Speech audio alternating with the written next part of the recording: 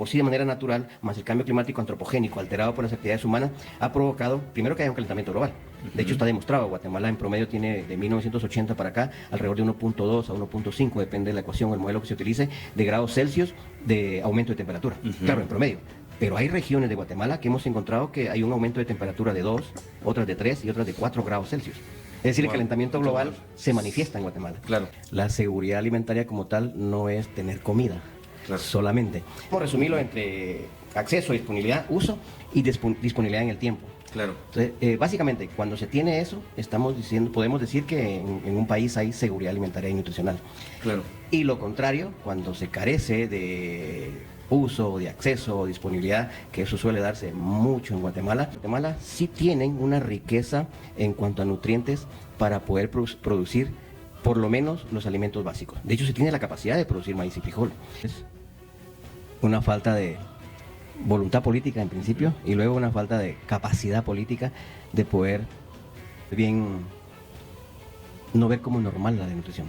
Creo que hay un problema serio que tenemos como sociedad guatemalteca y en especial los gobernantes que llegan a ver solo números, pero no van a territorio. Si fuesen a territorio a ver eso, quizás les surgiría un poquito de más conciencia. Pero no debemos confundir la variabilidad climática, que es un fenómeno natural que se da a nivel local, es decir, no es lo mismo el tiempo, las condiciones atmosféricas en Zacapa que en Totonicapán. Claro. Pues hay variabilidad climática. Ese es como el primer término que quisiera dejar claro como desde mi esfera académica. Cambio climático también es un fenómeno natural.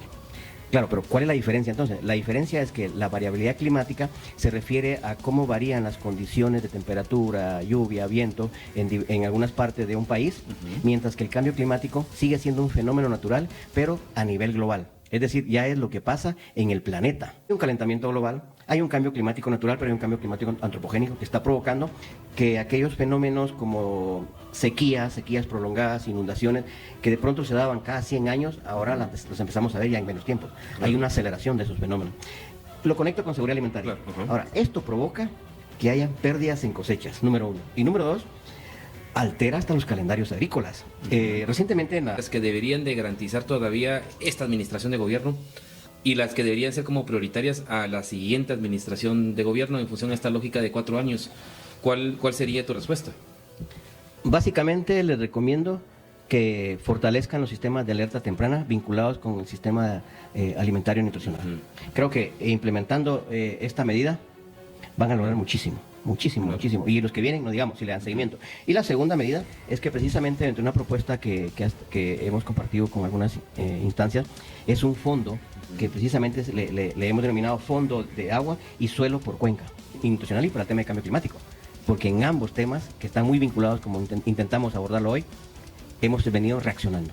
Yo creo que es tiempo de detenernos y ver que estamos no invirtiendo, sino gastando, y que dejemos de reaccionar y empecemos a trabajar por el tema de la prevención. Bienvenidos a Otra Perspectiva Podcast. Hoy estamos desarrollando una nueva serie que comenzamos la semana anterior, que está relacionada a la desnutrición y la seguridad alimentaria.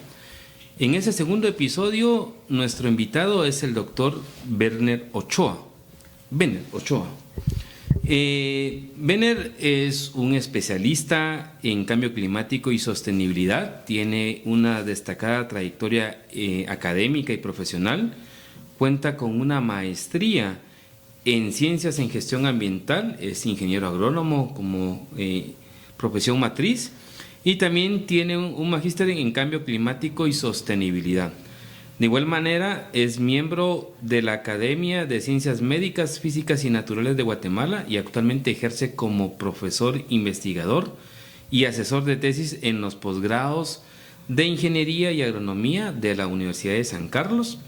Es miembro de la Asociación Internacional de Hidrogeólogos y de la Asociación Latinoamericana de Hidrología Subterránea para el Desarrollo. Y también tiene formación en meteorología y climatología. Asimismo, tiene una especialidad en hidrogeología aplicada de agua y sustentabilidad por la Universidad de Córdoba, Argentina, y el Consejo Superior de Investigaciones Científicas de España.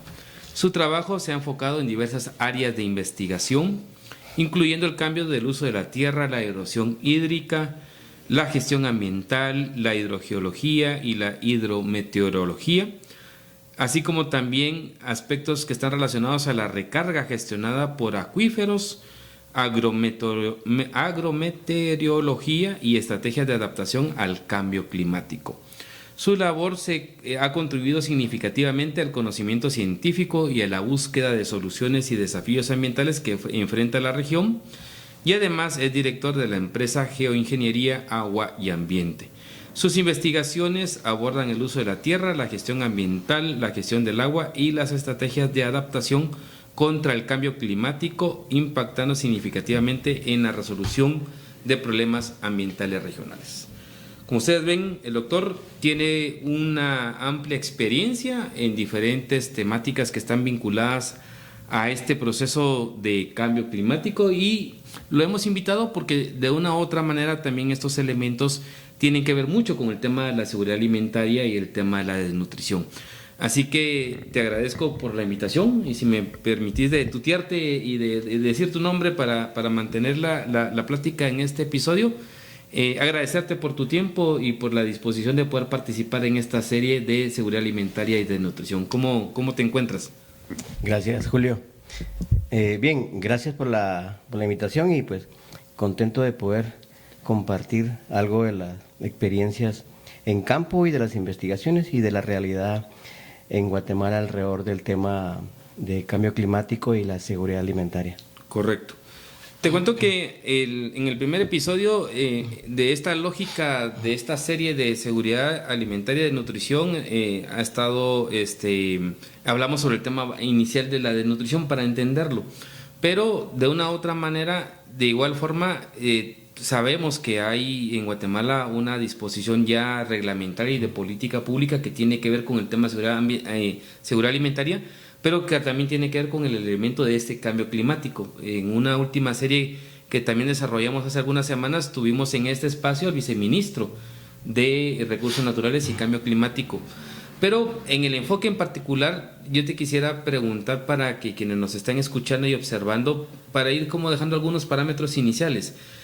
¿Qué entenderíamos o cómo explicaríamos qué es la seguridad alimentaria? ¿Verdad? Hay algunos que también hablan de que Guatemala tiene inseguridad alimentaria.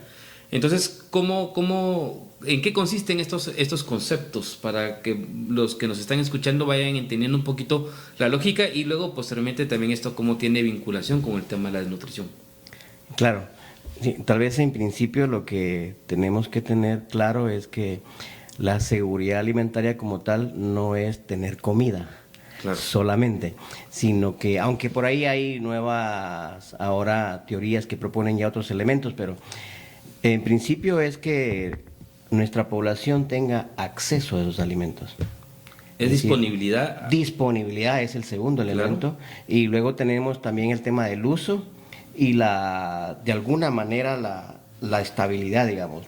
Podríamos resumirlo entre acceso, disponibilidad, uso y disponibilidad en el tiempo. Claro. Entonces, básicamente, cuando se tiene eso, podemos decir que en un país hay seguridad alimentaria y nutricional.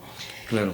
Y lo contrario, cuando se carece de uso, de acceso, disponibilidad, que eso suele darse mucho en Guatemala, es por eso que comprendo por qué algunos dicen que lo que hay es inseguridad, y no solamente alimentaria y nutricional, ¿va? Usted, claro.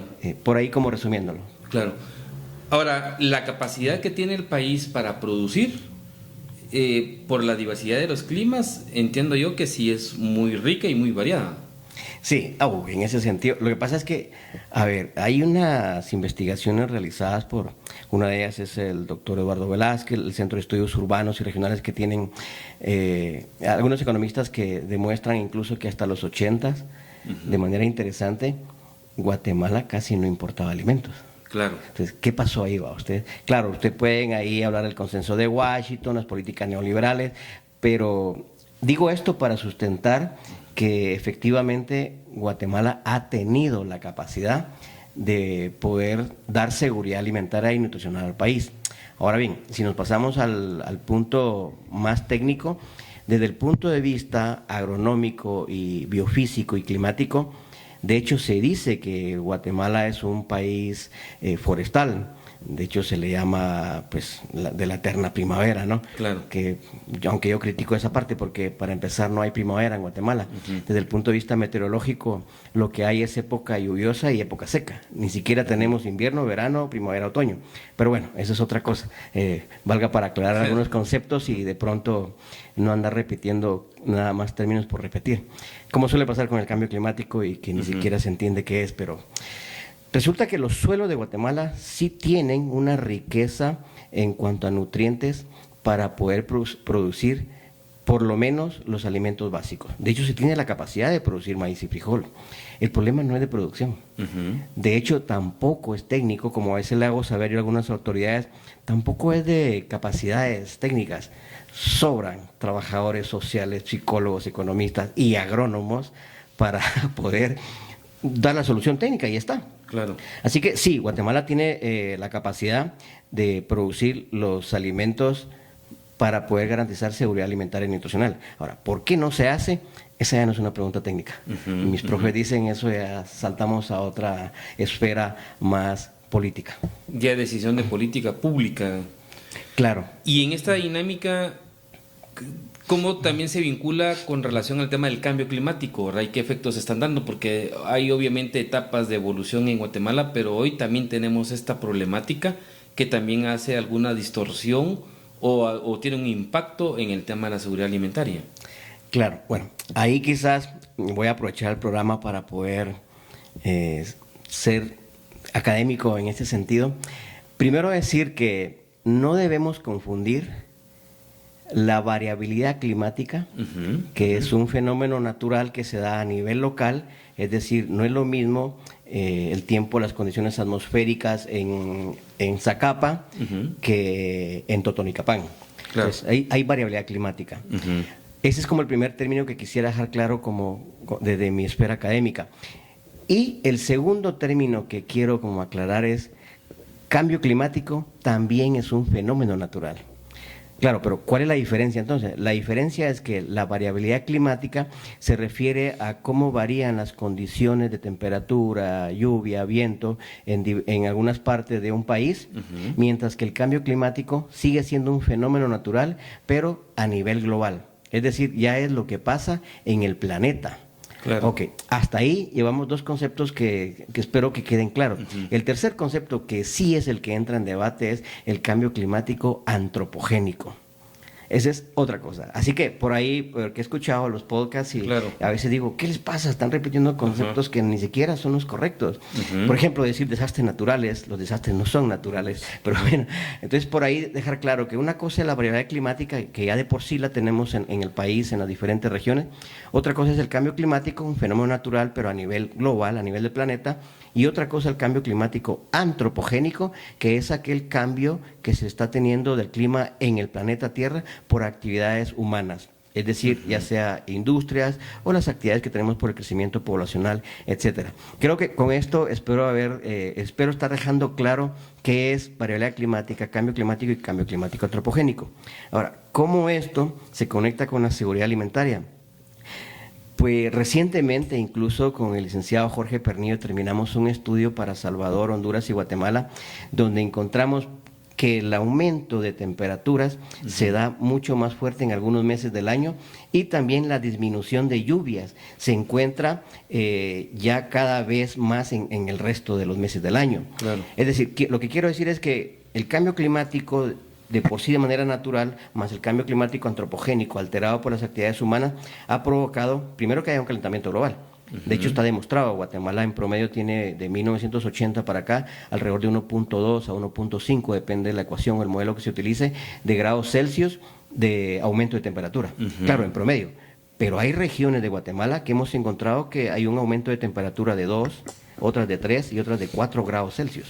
Es decir, el calentamiento global se manifiesta en Guatemala. Claro.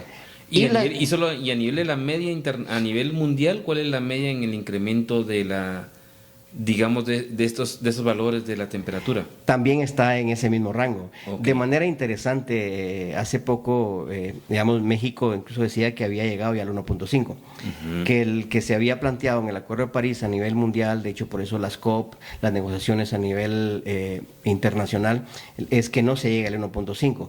Pero digamos, ya el año pasado hubo ya un primer indicio de haber llegado a ese 1.5 a nivel mundial.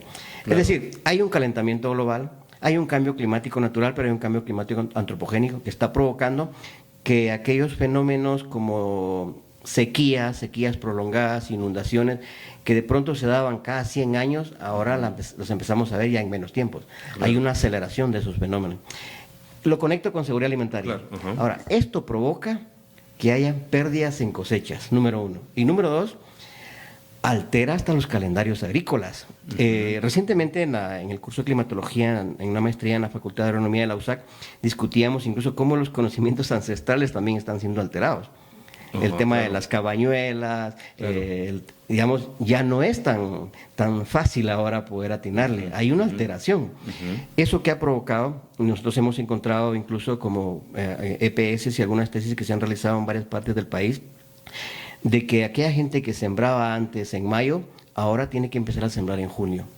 Es decir, se está corriendo la época de la lluvia. Claro, claro. Y bueno, lo que encontramos con el Lic Pernillo en estos 3 países de Centroamérica de manera interesante es que también se está corriendo el tema del hambre estacional.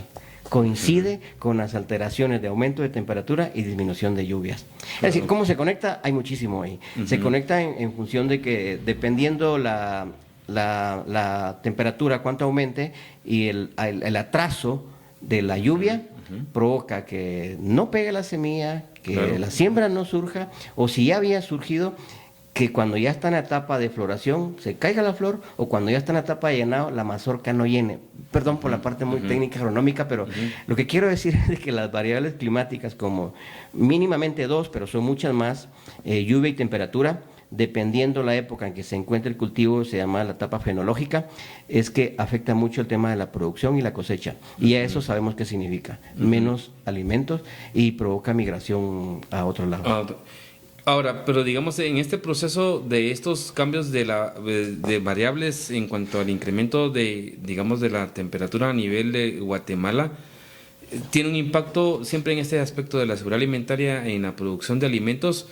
Digamos más de carácter tradicional y de subsistencia, que es donde efectivamente también tiene el otro efecto vinculado al tema de la desnutrición, más allá de otros tipos de plantaciones ya más industriales que obviamente tienen otro efecto en la sociedad.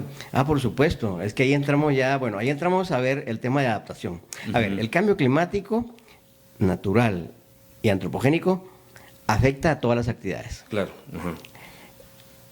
Claro que son estrategias de adaptación diferenciadas y vulnerabilidades diferenciadas, porque no tienen la misma capacidad de respuesta ni la misma capacidad de financiamiento un monocultivo que digamos que abarca grandes hectáreas en el país, para no dar nombres, versus la agricultura familiar campesina. Claro. Que incluso yo le digo a veces a mis estudiantes que en lugar de tener subsidio, lo que a veces tienen es suicidio. Porque no hay apoyo. Entonces, ahí entramos a la parte de la capacidad de adaptarse. Claro. Y obviamente no tienen la misma capacidad. Por lo tanto, los más afectados son los pequeños agricultores. A pesar de que, por lo menos para Guatemala, está demostrado que del 70 al 80% de los alimentos que tenemos en la mesa, todos los guatemaltecos, proviene de la agricultura familiar campesina. Es decir, de los más afectados. Y a eso debería servir para que el Estado, la iniciativa privada, la cooperación internacional, la academia, hagamos algo, sumándole a que exacerba ya lo que ya tenemos. Por ejemplo, tenemos un 46.5 de nutrición crónica en niños, y el 80% de eso se encuentra en municipios indígenas. Yo creo que datos hay como para uno alarmarse, pero la pregunta es, ¿qué más necesitamos saber para poder accionar? Bueno, ahí le dejaría por ahora. Sí. Bueno, pero al final de cuentas, un poquito más que el tema también del conocimiento y la información, creo que va a ser como una parte adelantándonos a la conclusión. Creo que la clave es más bien cómo se implementa con esa información medidas y acciones que de una u otra manera puedan ayudar a mitigar. Pero en ese punto, antes de entrar a la dinámica local y nacional, bueno, solo me queda la duda, por ejemplo, ¿qué regiones en el país son las que muestran esos índices más altos en cuanto al tema de la temperatura de 4? Porque aquí el viceministro de Ambiente marcaba que la meta era 1 a nivel mundial, pero ya con lo que nos indica de que es 1.5, 2, 3, 4, eso ya creo que es un tema de, digamos, de alarma y de acción, pero ¿en qué regiones se están marcando esas alteraciones? El 1 ya fue rebasado. Ujú.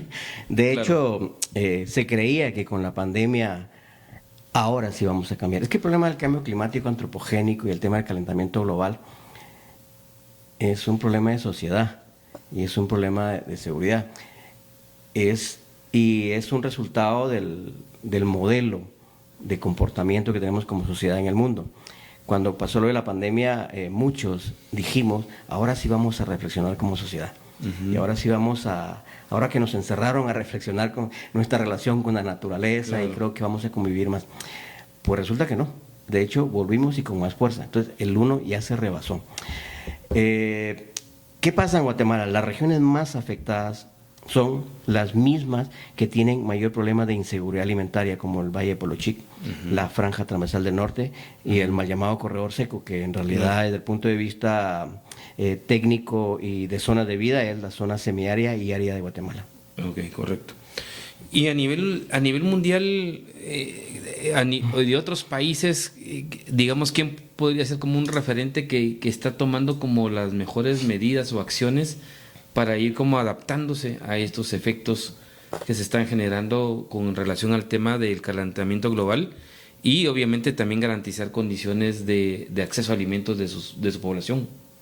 Sí, pues hasta ahora por lo menos tenemos datos y referencias tanto de FAO como el mismo Banco Mundial, entre otras instancias, que es un buen ejemplo Nicaragua. Y Nicaragua con el tema de la cosecha de agua de lluvia, que ya se empieza a hacer algo aquí en Guatemala.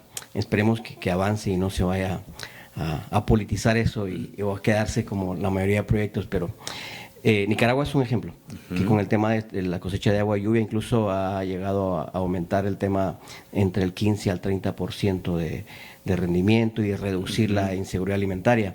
Luego también se tiene como de ejemplo a Etiopía y a Ruanda. Pero repito, pueden haber muchos más países, Claro. pero no es tanto que ellos tengan una mejor propuesta técnica de adaptación. Guatemala tiene propuestas. De hecho, el licenciado Jorge Pernillo y mi persona hicimos una propuesta de un modelo resiliente y de atención a la inseguridad alimentaria, Claro. con enfoque incluso de gestión del agua y de género y de las remesas. Porque digamos, el todo tiene que ver con el todo. Claro. Hay propuestas. Ha sido más el tema, tenemos una política, tenemos ley, tenemos una institucionalidad muy buena con respecto al tema de seguridad alimentaria, comparándolo con la región. Tenemos política de cambio climático, tenemos claro. ley de cambio climático. Es decir, Sí. el problema no es que no haya propuestas. ¿Tenemos referentes de otros países? Sí, pero nosotros tenemos incluso las propuestas y de hecho, de pronto otras muy buenas. Tenemos una institucionalidad muy buena. Tenemos también un marco normativo, aparte del marco institucional. De pronto uno de los primeros problemas que puedo decir que he identificado en campo es, pero no tenemos financiamiento. Claro. Sí. Claro. Lo otro ya es más como de un tinte político, pero estos países son como un buen referente para poder mostrar que sí se puede. Y ya ingresaste a la otra pregunta que tenía, es que efectivamente, ¿verdad? Tenemos una política pública en el tema de seguridad alimentaria y de nutrición, tenemos una ley que establece un Consejo Nacional, que establece toda una articulación que debería tener la institucionalidad pública, más el tema de los espacios locales a través de las municipalidades en el tema de seguridad alimentaria. Pero también tenemos una política en el tema de cambio climático que viene del año 2008-2009, si no me equivoco, y luego en el 2013 se estableció un decreto específico, una ley que hablábamos con el viceministro de Ambiente, que le decía, el decreto cuando uno lo lee, ahí hay una brújula también para articular, más o menos, pero hay una brújula para articular. La pregunta que yo te haría, Werner, es ¿qué hemos alcanzado y qué estamos haciendo bueno o estamos haciendo mal para que realmente se operativice esta institucionalidad y que efectivamente tengamos condiciones para reducir, por ejemplo, el tema de la desnutrición o el tema también de garantizar el acceso a alimentos a la población, que de una u otra manera hoy está marcado que hay mucha población que está ahorita en estos procesos de vulnerabilidad. Claro. Yo creo que es un gran logro. Es aplaudible el tema de que tengamos una política, un decreto específico. De hecho, yo el nombre tan específico no lo recuerdo, pero ese decreto, 2013 creo que es, sí, 2013. Habla incluso, aparte del cambio climático, de la reducción de las vulnerabilidades. Así es correcto. Sí. Eso es muy bueno, es muy bueno. Ahora, ¿en qué hemos fallado? Hemos fallado en no presionar, en darle seguimiento a que tengamos un reglamento. A ver, los abogados nos pueden apoyar muchísimo en esto, pero ¿cuál es la parte, tu persona, cuál es la parte operativa de una ley? Sí, claro. Si solo tenemos la ley, pero no hay reglamento, casi que podría decirse, voy a decirlo desde mi punto de vista de científico muy técnico, pues no tenemos mayor cosa. Claro. Aunque sea un logro tener una política y una ley. Que ahí básicamente lo que se marca es que al no tener, por ejemplo, un reglamento que ciertamente te da una luz, es de que cada 4 años hay interpretaciones subjetivas de cada administración que hace que no avancen o que no tengan consistencia los programas o las políticas a implementar, ¿verdad? Y el otro elemento es el presupuesto, ¿verdad? Que también no hay determinación de criterios o de validación de resultados. Claro, diste en el otro punto en el que iba justamente a decir que es un logro, sí, aplaudible, sí. Bueno, ¿por qué no tenemos aún reglamento? La segunda fase que iba a decir es que no hay financiamiento para ello. Entonces, ¿cómo vamos a operativizar? Y aquí es una de las críticas que nos hace a veces a la institucionalidad de Guatemala, que muchas veces tenemos muy buenas leyes, tenemos un buen marco institucional, un buen marco legal, pero sin plata, o como dicen los españoles, sin pasta, como dicen la cooperación española. Si no hay financiamiento, ya sea que provenga del Estado, de la cooperación o de la iniciativa privada, pero que haya financiamiento. Entonces, no va a servir de mayor cosa, por no decir nada, que tengamos las mejores políticas y las mejores leyes para atender la seguridad alimentaria y nutricional y el cambio climático si no hay financiamiento. Y un tercer elemento que sí creo que es importante, me parece que es el que más daño le ha hecho a mi criterio al país, es el tema de los 4 años que mencionabas. Efectivamente, cada 4 años es un borrón y cuenta nueva en el país.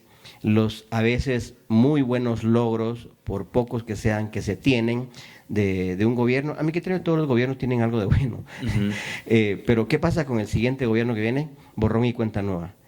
Y a veces borra hasta los buenos logros que en lugar de desaparecerlos habría que darle seguimiento. Claro. Y ese es el caso con respecto al tema de SAN y de cambio climático. Claro. Pero de que hay logros, hay logros. De hecho, el hecho de que se tenga cada vez más preocupación en Guatemala con respecto al cambio climático, que haya un viceministerio es un gran logro, pero creo que necesitamos aún mucho más.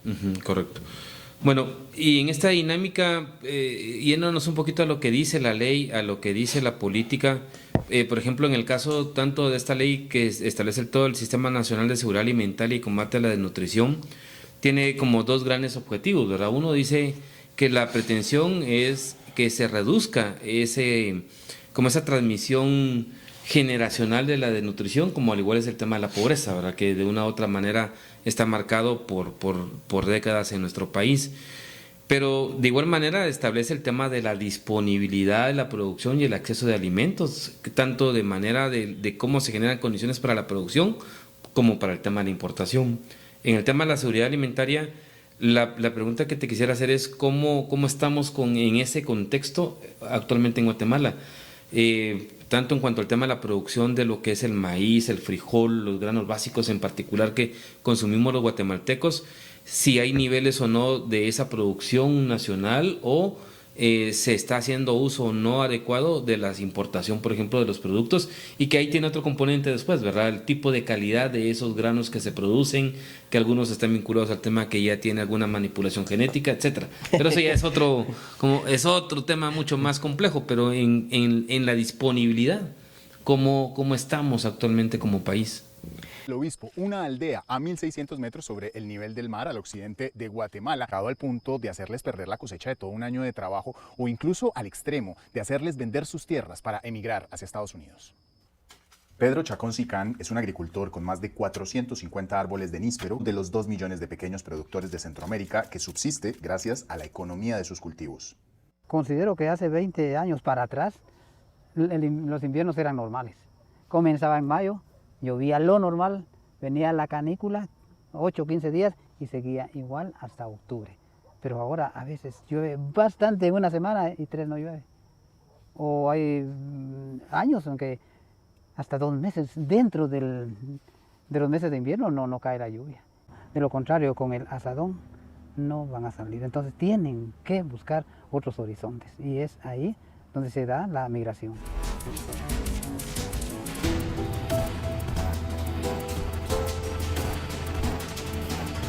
Los países de Centroamérica han estado recientemente en la lista de los 10 más vulnerables del mundo de acuerdo con el Índice Global de Riesgo de Cambio Climático. Honduras, Nicaragua y Guatemala. Paradójicamente, 3 países con una bajísima emisión de gases de efecto invernadero. Sí, a ver, Guatemala, a pesar de los pesares, la mayoría de productores tienden a tener la capacidad de producir por lo menos los granos básicos. Ahora, no quisiera dejar pasar en cuanto a decir que una cosa es que se produzca maíz y frijol y que a eso le pongamos atención, pero otra cosa es que en realidad cuando uno está en campo, uno puede ver que muchos productores lo que tienen es un sistema que se le llama precisamente eso, un sistema de agricultura familiar o lo que le llaman otro sistema milpa, otros le llaman parcela integrada. ¿A qué me refiero con eso? De que tienen los que tienen tierra, por supuesto, porque aquí da mucho para hablar. Sí, ahí hay otro componente más extenso. Sí. Porque, a ver, por ejemplo, yo conozco personas de mi familia que tienen donde vivir, pero para poder producir su maíz y su frijol, tienen que arrendar tierra. Claro. O entran en una especie como de trueque en el que le tienen que trabajar al dueño, el propietario de la finca o de esta finca ganadera, en hacer un trabajo a ellos para que les permitan sembrar durante este tiempo su maíz y su frijol. Es decir, yo me atrevo a decir que las capacidades para producir maíz y frijol en Guatemala se tienen, pero hay algo más que debemos ver, y es que la mayoría de productores en estas parcelas de maíz y de frijol tienen muchas veces otros alimentos, como son el bledo, el huisquil, el ayote, el chiltepe, entre otros cultivos, que son parte de la dieta alimentaria. Claro. Entonces, digamos que para ir resumiendo un poco mi respuesta, hay capacidad de producir en Guatemala este tipo de cultivos. Claro, hay otros como el arroz y el trigo que se tienen que importar, ahí es otro rollo, pero digamos que por lo menos la capacidad para producir lo que se necesita para empezar a atender la seguridad alimentaria y nutricional en Guatemala se tiene. Tenemos un Ministerio de Agricultura con un buen presupuesto. Claro que a fin de año la capacidad de ejecución sea a veces cuestionable, esos son otros 100 pesos, pero tenemos un Ministerio de Agricultura que pareciera ser que habría que como que activarlo un poco más para precisamente potencializar esa producción de los granos básicos que se necesitan para poder adaptarse al cambio climático y seguir produciendo lo que se necesita. Y número 2, creo yo que hay que darle vida también y más financiamiento, pero ahora lo que quieren hacer es incluso cada vez más hay como propuestas de querer desaparecer el Instituto de Ciencia y Tecnología Agrícola, lo cual me parece una aberración, pero así que tomando en cuenta esa institución, como solo mencioné MAGA, ICTA, pero hay otras, sí hay capacidad para producir los alimentos en Guatemala, por lo menos los alimentos básicos. Claro. Y en esta dinámica siempre de las transformaciones que hay, en la mañana estaba revisando antes para el episodio una investigación tuya con otros profesionales en el Instituto de la USAC, en donde marcabas que, o más bien señalaban, ¿verdad?, que también en este efecto del cambio y del calentamiento global y la transformación que se iba a marcar con el incremento de la temperatura en algunas regiones del país, digamos, había algunas zonas en donde había un riesgo de desaparición de cierto tipo de granos, en la producción de ciertos tipos de granos básicos, y en otras regiones se abría como las nuevas potencialidades en función a estos elementos de la variabilidad climática. Entonces, la pregunta que te haría es, digamos, ¿en dónde están como esas alertas de cómo va a afectar la producción de estos alimentos y de estos granos? Y como también tienen un elemento de cosmovisión en algunas comunidades, ¿verdad? Entonces, ¿cómo estamos en ese enfoque a lo que vamos a ver en los próximos años? Sí, mira qué interesante, porque sí, no recordaba esa investigación, pero precisamente me hizo ver, estuve hace 2 días en zona 18 de la ciudad de Guatemala. Claro. Mi sorpresa fue que encontré a un agricultor que estaba ya cosechando su maíz. Uh-huh. Y ya estaba, su frijol ya está por también producir y cosecharlo, y ya estaba cosechando ayote. Les menciono eso para que vean un caso. No estoy hablando de una comunidad lejana, Claro. ciudad de Guatemala. Entonces le pregunté, ¿compra maíz cada año? No, señor, me dice. Pero entonces, ¿qué tipo de maíz? Fíjese que siempre lo hemos tenido aquí por año. Uh-huh. Un maíz criollo o nativo. Claro. Interesante, porque prácticamente lo que tenemos que hacer, espero no desviarme la pregunta, o no sé si me recuerdo ahorita, pero lo que tenemos que hacer es precisamente potencializar este tipo de experiencias donde aún se conserva Uh-huh. precisamente las semillas nativas. Claro. Ahora bien, ¿qué lugares tienen como que puede provocar que desaparezca? Ahora mismo, por ejemplo, ya las alteraciones climáticas provocan que en algunas partes del país hayan pérdidas entre el 30 al 60% de maíz y frijol, Claro. de cosecha. Interesantemente, buena parte de la costa sur, de hecho, dejo el reto aquí a quienes de pronto vayan a escuchar, estén escuchando el podcast, que averigüen en dónde todavía tienen semilla nativa. Pero la mayoría de productores compran semilla cada ciclo de producción, Claro. cada 6 meses o cada año. Es decir, se ha ido perdiendo. Ahora, ¿qué tiene que ver esto con el tema de seguridad alimentaria y nutricional y con la pregunta que me hacías de cosmovisión? Que en muchas partes del país, como el altiplano, incluso franja transversal del norte y la parte de oriente, el maíz es algo cultural. Uh-huh. Uh-huh. No es un cultivo que le genere ganancias o que ellos se dejen llevar por la rentabilidad. De hecho, ha generado mucho debate, porque conozco varios colegas que me dicen, si el maíz ya no les da para comer ahí, profe, que lo boten y que metan palma africana. Oh, perdón por salir, Claro. decir, pero bueno, es lo que ellos creen. Y a Claro. ver, y no estoy diciendo que estén mal, pero ellos yo lo que les digo, tienen que comprender que en estas comunidades no ven el cultivo o el maíz solamente como un alimento y como algo que les va a dar dinero, que sea rentable, sino lo ven como parte de. De hecho, pues el Popol Vuh dice que somos hombres y mujeres de maíz. Claro. Y por ahí el tema de la cosmovisión hay que entenderla, porque no va a ser el mismo acercamiento que va a tener un productor del altiplano hacia su sistema de maíz, frijol, etcétera, versus alguien de costa sur. Uh-huh. Así que el riesgo de desaparecer de algunas semillas, creo que interesantemente son precisamente los granos básicos y elementales de la dieta de Guatemala, que son el maíz y el frijol. De hecho, no recuerdo ahora mismo los datos, pero también son unas publicaciones que hemos hecho. Hay coinciden como el aumento de temperatura de 1980 al 2024 en Guatemala también coincide con el aumento de las remesas y también coincide con el aumento de la importación de maíz. Claro. Y con el aumento de la importación de frijol.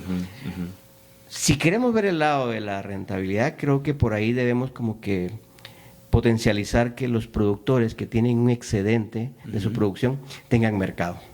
Pero bueno, la dejaría por ahí. Claro. Pero está vinculado un poco a esta parte que estabas respondiendo en cuanto al tema de, digamos, debería en esta lógica de lo que señalabas de la existencia de la política, de la función que debería establecer el Ministerio de Agricultura, y así como ocurre en otros países, inclusive países que tienen, digamos, un sistema muy desarrollado de libre mercado y de la propiedad privada, en cuanto al tema de la planificación, en cuanto al proceso de qué tipo de alimentos y cuánto tipo de alimentos debe de tener el país para el consumo local, ¿verdad? Entonces, aquí la pregunta sería, teniendo referente de que tenemos niveles de desnutrición altísimos, en la parte infantil estamos, creo que es el quinto, seguimos en la quinta posición a nivel mundial, si no me equivoco, con el tema de nutrición de niños menores a 5 años, ¿verdad? Y uno de los más altos de América Latina. De América Latina, bueno. Tenemos elementos que está señalando por este tema siempre de la variación del clima, en el tema del aumento de la temperatura, obviamente que pueda entrar en riesgo la producción de ciertos elementos de granos básicos que tradicionalmente y sobre todo a nivel de segmentos de agricultura familiar o de subsistencia se mantienen. Pero me preguntaba en esta dinámica de la lógica de que en otros países hay como alguna cierta planificación de producción en función a los alimentos que se consumen, que necesitan sus sociedades. En el caso acá de Guatemala, ¿qué deberíamos de hacer? Teniendo en cuenta estos indicadores que hablábamos de la desnutrición crónica infantil, más el tema de la vulnerabilidad que tenemos a nivel de cambio climático, ¿qué es lo que deberíamos de estar haciendo para que efectivamente no tengamos este tipo de problemas? Es evidente que no lo hemos hecho bien, pero de cara al tema de los próximos 10 años, ¿cuál debería ser como la dinámica a incorporar? Sí, yo creo que para empezar debemos reactivar lo que ya tenemos. Es decir, no vamos a inventar el agua azucarada, pero por ejemplo tenemos silos y muchas veces hay producción en el área de Petén y en Costa Sur que los agricultores paran vendiendo a un intermediario, a un precio, aparte de un intermediario, a un precio muy bajo, claro. Y 2, a un intermediario, y 3, compitiendo muchas veces con el, por decirlo así, el tráfico ilegal de maíz que entra en las fronteras, en donde no hay control. A ver, yo vengo, por ejemplo, de un área fronteriza, y muchas veces mi familia prefiere comprar el maíz que viene de México, que cómo llegó hasta esos municipios no sabemos, pero es mucho más barato. A ver, es bien complicado porque yo te podría decir que bueno, reactivemos los silos, que haya la mayor producción que sacan en Petén y luego en Costa Sur se guarden los silos, le demos uso y ahí vamos planificando. Lo mismo con el tema del maíz, pero entre paréntesis tenemos silos abandonados. Claro. Eso hay que reactivarlo. ¿Qué implica toda esta recuperación de todo este sistema que había en los 80 de INDECA, así como planteas con el tema del ICTA, el tema de INDECA, para de una u otra manera también tener un precio justo? Y eso también tiene un impacto en la canasta básica, o sea, tiene todo un elemento de cadena. Correcto, sí. De hecho, creo yo que lo que hay que hacer es inyectarle más tiempo y más financiamiento al Sistema Nacional de Extensión Rural. Porque, a ver, repito, no vamos a inventar el agua azucarada, ya tenemos la estructura, tenemos la institucionalidad, creo que hasta el marco legal, pero hace falta que haya mayor empuje, en especial mayor financiamiento. Pero si recuperamos, o más bien más que recuperar, si le damos vida como debe ser al Sistema Nacional de Extensión Rural, creo que podemos lograr mucho más, no en 10 años, sino en menos años. Yo diría que si por ahí algún partido político nos va a escuchar más adelante, claro, la apuesta debe ser, si de verdad le interesa al país, por supuesto, y reducir esos 3.5 millones que hay ahorita de gente con hambre, incluso en la fase del IPC-3, claro, que es decir que están en alerta, en crisis, claro, que le apuesten al Sistema Nacional de Extensión Rural. Ya ahí con todos los elementos, por supuesto, de estrategias de adaptación al cambio climático y lo que ya conversamos, y considerando el tema del conocimiento de los saberes locales. Claro. Porque la adaptación ya se da. En campo no han estado esperando a que llegue la cooperación o a que llegue el Estado o a que llegue el gobierno. En base a esos conocimientos ya hay adaptación en campo. La gente tiene que ver cómo sobrevive. Así que, y tiene que ver cómo se adapta. Así que yo diría que esa puede ser una muy buena propuesta para cualquier por cualquier gobierno que quiera entrarle, apostarle al Sistema Nacional de Extensión Rural, el cual ya contempla lo que se planteaba en los 80s con INDECA y con estrategias de adaptación al cambio climático, incluso considerando el mercado.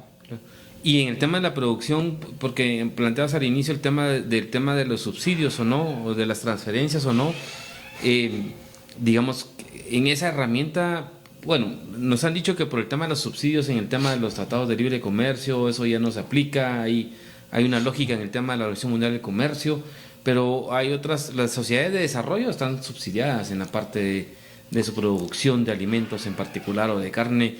Aquí, ¿cómo crees que también se puede enfrentar eso hacia futuro? A ver, dos cosas que da para mucho más podcast, pero es que esa es la parte como de manera injusta o perversa, diría yo, precisamente cuando hay quienes hacen su análisis comparativo de la producción que tiene países, por decirlo así, desarrollados versus países en vías de desarrollo. Claro. Pero ojo, lo acabas de decir, estos países tienen subsidio. En Guatemala, lo que he dicho, no más que subsidio, a veces hay suicidio a la producción de granos básicos. Y número dos, ojo también, la mayoría de estos países han pasado por un proceso de reforma agraria. Claro. Y perdón, pues, pero tenemos que hablar, creo que las cosas, si de verdad queremos hacer cambios estructurales, ¿verdad? Claro. Por supuesto, podemos dar un tema de maquillaje, pero además no es mi estilo. Yo creería que hay que poner las cosas sobre la mesa tal cual. Queremos cambiar estructuras, ok, estos países dan subsidio. Creo que hay que pensar en ir más allá del seguro agrícola, en subsidio. Y dos, hay que pensar también en el tema de la tenencia de la tierra. Sí. El tema, por ejemplo, del programa que tiene el Fondo de Tierras, con el tema del arrendamiento, que hoy al final de cuentas opera un poco más en esta lógica del programa de arrendamiento que en el tema de regularización de tierras, ¿verdad? Por ejemplo, que es un tema que se podría terminar de explorar, y el tema es que tampoco hay una vinculación con el MAGA, ni tampoco con el tema de seguridad alimentaria, y entonces al final de cuentas estamos siempre trabajando de forma aislada y no integrada. Acabas de dar precisamente en otro punto toral, porque ¿qué pasa muchas veces cuando uno propone ideas o estrategias de cómo lograr cambios en el país en materia de reducir la inseguridad alimentaria y cómo adaptarnos al cambio climático? Si nos vamos de pronto a reunirnos con las diferentes instituciones, viene la batalla de que eso no es mi competencia. Claro. O eso no está dentro del marco legal que a mí me compete. No tengo, no está en mi POA. No tengo financiamiento. O el temor. El miedo a que sé que lo quiero hacer, pero es que hay muchas cosas para hablar, pero el miedo a accionar porque después de pronto puede venir Contraloría y no estoy fijo en este puesto. Pero bueno, da para hablar, pero efectivamente la coordinación interinstitucional es una gran debilidad a trabajar en Guatemala. Pero hay algo más que me he dado cuenta en estos últimos años, por lo menos creo que llevo unos 26 años de trabajar en el tema de clima, seguridad alimentaria y agua en Guatemala, y es que también se está perdiendo hasta la coordinación intrainstitucional. Dentro de una misma institución muchas veces no se puede avanzar en proyectos muy buenos para el país. Claro. Y bueno, y siempre esta vinculación, ya para ir como finalizando en esta parte, el tema de la desnutrición, o sea, qué elementos están todavía marcados, porque todos los gobiernos marcan la reducción del tema de la desnutrición, pero finalmente en otros países, sobre todo el tema, por ejemplo, Perú, es un proceso que ha sido permanente, una política que tiene por lo menos no menos de 10, 12 años, y que tiene articulación no solo una medida, sino que son varias que están alrededor, o no digamos Brasil. Este elemento de cómo realmente le entremos a que estas medidas de garantizar producción de alimentos, de acceso a alimentos, de poder tener esa adaptabilidad al tema de este proceso de calentamiento global y cambio climático para el tema de la desnutrición, que son como los elementos o las medidas que sí o sí tendríamos que estar haciendo y que no tendrían que estarse modificando por la existencia de gobiernos de aquí a un lapso de 10 años para efectivamente combatir la desnutrición. Sí, a mí me parece que en principio de pronto es una falta de voluntad política en principio y luego una falta de capacidad política de poder solidarizarse a ustedes o más bien no ver como normal la desnutrición. Creo que hay un problema serio que tenemos como sociedad guatemalteca y en especial los gobernantes que llegan a ver solo números, claro, pero no van a territorio. Si fuesen a territorio a ver eso, quizás les surgiría un poquito de más conciencia. Pero yo creo que sí se tienen los recursos, sí se tiene la capacidad. Deberíamos por lo menos empezar a coordinar. Claro. Es decir, Por lo menos, y además hay instrumentos y hay experiencias que ya se han implementado. Sí. Precisamente la propuesta en concreto que hemos estado planteando con el ICPERNIO, valga digamos que lo vuelva a citar, es de que el tema de los conocimientos que hay en las comunidades es un conocimiento valioso. Cuando se integra a los conocimientos técnicos que pueden haber en la academia y en las instituciones del Estado, creo que provocan gobernanza territorial. Las comunidades saben cómo enfrentar la inseguridad alimentaria, pero claro, necesitan, creo que el apoyo del Estado. Creo que también nos hace falta ir más a campo. Claro. Bueno, de pronto hablo por los que gobiernan el país, pero ir más a campo como para no solo ver números. Bueno, sí, son 3.5 millones. Sí, pero cuando entré habían 4 millones, así que 3.5. O sea, son rostros humanos. Claro. Son niños, son el futuro del país. Claro. Sí, yo creo que al final de cuentas, y aplica no solamente para quienes están administrando, sino también para los que pretenden administrar el país, también para la academia, para también, digamos, algunas élites, porque al final de cuentas creo yo que no se tiene ese contacto y como marcabas, ese tema de tener esta solidaridad, de ponerme en el pie del otro, ¿verdad? En la posición de otras personas que de una u otra manera pudieran ayudar a tener una mejor dimensión y un mejor compromiso para poder atender esos temas. Pero yo te quisiera preguntar, retornando un poquito siempre a la parte de estas variaciones del clima. Y señalabas, ¿verdad?, que de una u otra manera también estas alteraciones han ido cambiando, digamos, estos saberes de la cosmovisión. Aquí la pregunta que te haría es, hacia futuro, ¿es la tecnología la que tendrá que estar marcando, por ejemplo, estos ciclos de siembra de cierto tipo de alimentos o de granos?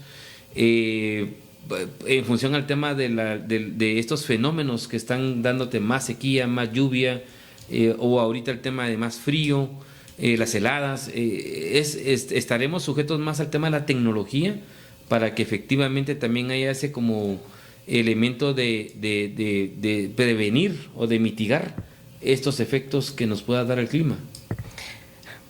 A ver, lo que pasa es que ahí encontramos como una especie como de contradicción, porque efectivamente la tecnología ayuda y es buena, pero en buena parte también es la tecnología la que nos tiene en donde estamos ahora. Claro. El primer punto. Segundo punto es que tenemos la tecnología.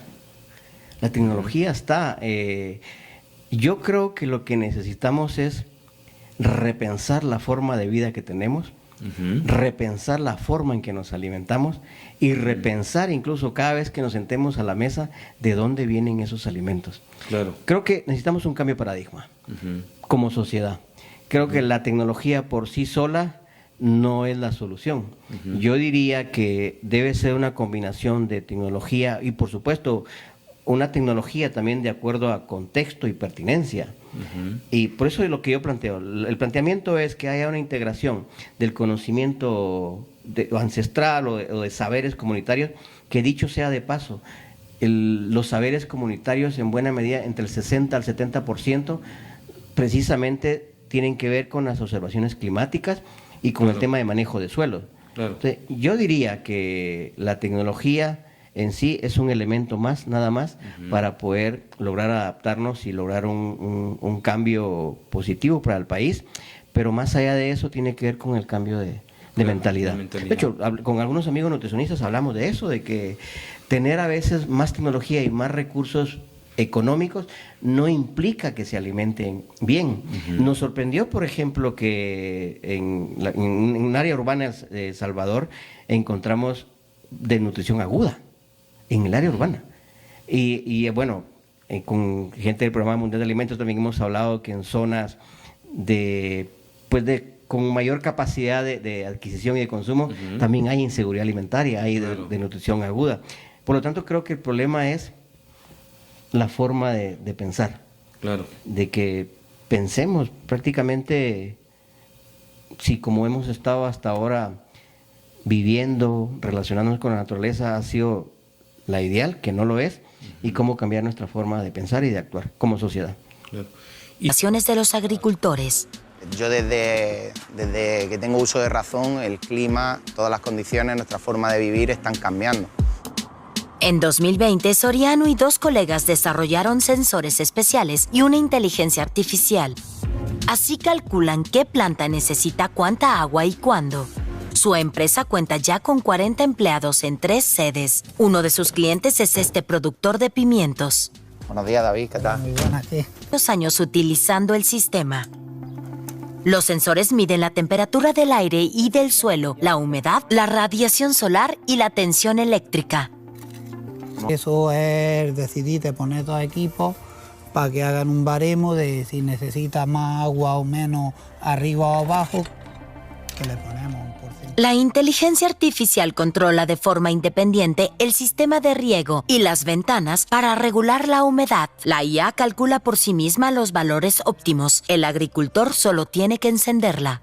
Él antes venía, en base a su experiencia regaba, que era buena, pero ha ahorrado un 40% de agua. Entonces, imagínate en 30.000 hectáreas que hay aquí en Almería, ahorrar un 30 o un 40% de agua. Estamos hablando de millones de litros de agua.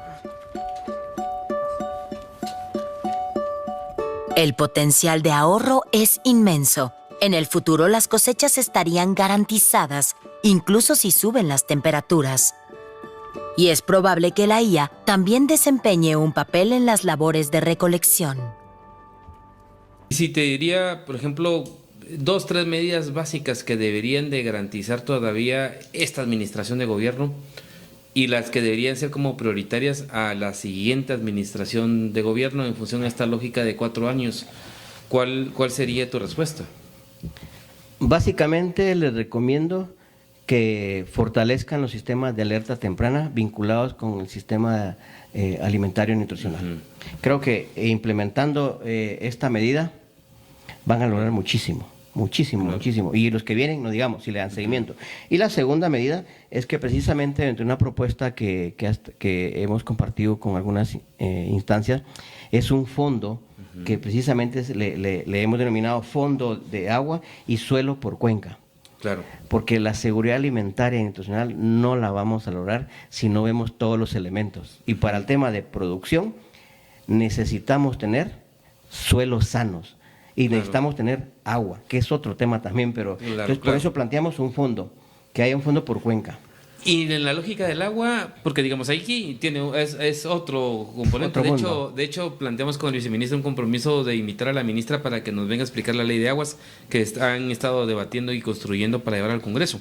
Pero en esta lógica del agua está relacionado uno a procesos de reserva de agua, que no tenemos mucho. Yo al menos no conozco experiencias en Guatemala. Si las hay, de repente sería bueno que nos las compartieras. Y ahí también me imagino que tiene que ver con el tema de recuperar, el tema de la erosión, recuperar cobertura forestal y protección de cuencas también de una u otra manera para poder tener esos elementos. Sí, está vinculado, por supuesto que sí. Sí, digamos, a ver, por ejemplo, el mayor problema que estamos teniendo ahora es que en buena parte del país están construyendo, están urbanizando en áreas de recarga hídrica. Eso implica que en un corto tiempo van a sufrir de agua áreas abajo. Claro. Eso implica que no va a haber suficiente agua para consumo humano y para riego. De hecho, que entre agrónomos a veces decimos, no, si a mí me dan un puesto en el gobierno, y ya sabemos que entre el 200 y 300% de eficiencia en los cultivos es con riego por goteo. Pero ¿por qué no se hace? Ahí la dejaré. Sí, pues correcto. Bueno, ¿y algún otro elemento ya como para ir finalizando que a lo mejor no lo tocamos o que crees que sí sería importante marcarlo en esta plática que hemos tenido, que de repente no la haya tenido la precisión de preguntártelo? ¿Qué aspecto nos dejarías como una parte de una reflexión final? Yo diría que cuando nos toca en el bolsillo tendemos a reaccionar la mayoría. Quisiera dejar un dato que más o menos entre 2.000 a 2.100 millones de quetzales se pierden cada año en Guatemala por los eventos climáticos extremos. Es decir, que esto tiene que servir para reaccionar, reflexionar y decir, es mejor la prevención que la reacción. Y esto aplica para sistemas para la seguridad alimentaria y nutricional y para el tema de cambio climático. Porque en ambos temas, que están muy vinculados como intentamos abordarlo hoy, hemos venido reaccionando. Yo creo que es tiempo de detenernos y ver que estamos no invirtiendo, sino gastando, y que dejemos de reaccionar y empecemos a trabajar por el tema de la prevención. Ok, correcto. Bueno, te agradezco por tu participación y por tu tiempo. A quienes nos están escuchando, les invitamos a que sigan viendo esta serie sobre el tema de la seguridad alimentaria y la desnutrición, y que estén atentos al siguiente episodio de Otra Perspectiva Podcast.